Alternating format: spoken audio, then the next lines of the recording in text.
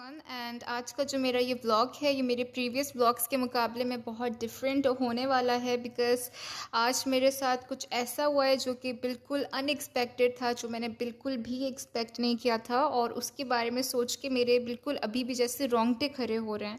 सो मेरे घर में सबको बेसिकली प्लांट्स का बहुत शौक है एंड आज मौसम भी अच्छा था तो हमने सोचा कि अपने रूफ गार्डन के लिए हम न्यू प्लांट्स खरीदते हैं। सो हम न्यू प्लांट्स लेने के लिए गए एंड फिर कुछ ऐसा हुआ जो कि सोच के इट्स लाइक बिल्कुल एक नाइटमेयर की तरह है।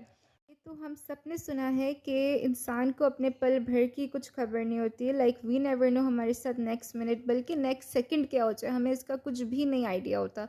सो आज हमारे साथ भी बिल्कुल ऐसा ही हुआ है कि हम घर से निकले खुशी खुशी, फुल एक्साइटेड थे कि नर्सरी से अपने रूफ गार्डन के लिए न्यू प्लांट्स खरीदेंगे। हम लोग नर्सरी पहुँचे, मैं तो फुल एक्साइटेड हो के फ़ौरन से कार से उतर गई और प्लांट्स देखने लगी, फ्लावर्स देखने लगी बिकॉज प्लांट्स और फ्लावर्स को देख के मुझे कुछ होने लगता है, लाइक मुझे बहुत पसंद है फ्लावर्स एंड प्लांट्स। तो मैं तो फ़ौरन से लाइक उन्हें देखने लग गई और बस उन्हीं में खो सी गई थी। का टाइम था और मैं तो फुल वीडियोस बनाने में लगी हुई थी, प्लांट्स को देखने में लगी हुई थी, बट सुनसानियत हो रही थी। सो मेरे पापा ने मुझे कहा कार में जाके बैठने के लिए, सो मैं कार में जाके फिर बैठ गई थी। ये मेरा रूफ गार्डन है जिसके लिए हम लोग प्लांट्स लेने गए थे और जैसे ही मैं लाइक कार में जाके बैठी थी उसके I think just around 5 minutes के बाद 2 बाइकें आ जाती हैं जिसमें डाकू थे और उस वक्त मेरे पापा तो लाइक बाहर नर्सरी में थे। सो ये सब देख के हम बहुत ज़्यादा पैनिक में आ गए, हमें कुछ समझ नहीं आया। मैंने बस तेज़ी से हॉर्न बजाना शुरू कर दिया और उस वक्त आसपास कोई था भी नहीं, सुनसानियत हो रही थी, दोपहर का टाइम था।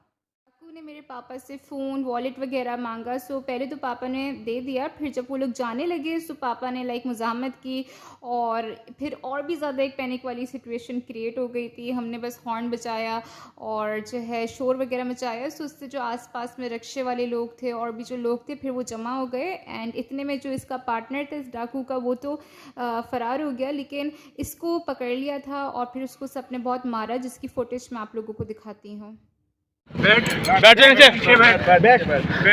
देखो टीटी कौन सी थी? ये थी तेरी।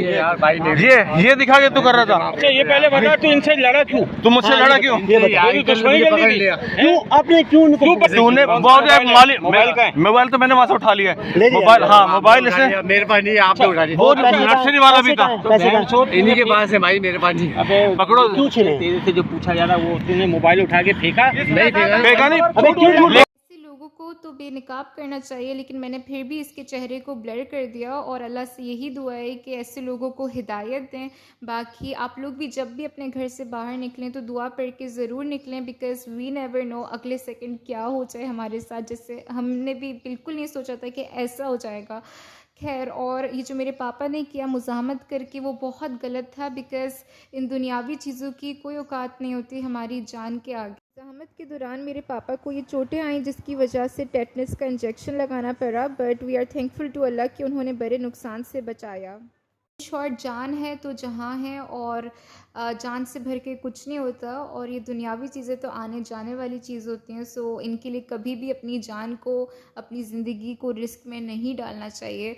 और जब हम घर आए तो हमने अपने पापा के ऊपर भी काफ़ी गुस्सा किया कि आपको खतरों का खिलाड़ी बनने का क्या शौक़ हो गया था, लाइक मुज़ाहमत करने लगे। लेकिन वही वाली बात है कि इंसान जज्बाती हो जाता है, लेकिन इन्हीं मौक़ों में अपने जज्बात को कंट्रोल करना चाहिए क्योंकि होने को कुछ भी हो सकता है। अल्लाह ने जान बचाई जिसके लिए हमने अल्लाह को सदका वगैरह भी सब दे दिया। और जहाँ तक बात रही इस डाकू की, सो इसने माफ़िया वगैरह मांगी और ये सब, तो इसको मेरे पापा ने फिर माफ़ कर दिया, इसको जाने दिया, ये बोल कर के अगर अगली दफ़ा ये ऐसा करेगा तो ज़िंदगी में अल्लाह मौका एक दफ़ा देता है, एक ही दफ़ा चांस देता है। सो अगली दफ़ा ये अगर ऐसा करेगा तो फिर कुत्ते की मौत मारा जाएगा। सो को एंड करने के साथ साथ मैं वही वाली बात दोबारा रिपीट करूँगी कि जान है तो जहाँ है, सो अपनी ज़िंदगी को कभी भी इन दुनियावी चीज़ों के लिए रिस्क में मत डालेंगा। And share your views in comment section that मेरे पापा ने इस डाकू को माफ़ करके सही किया या नहीं।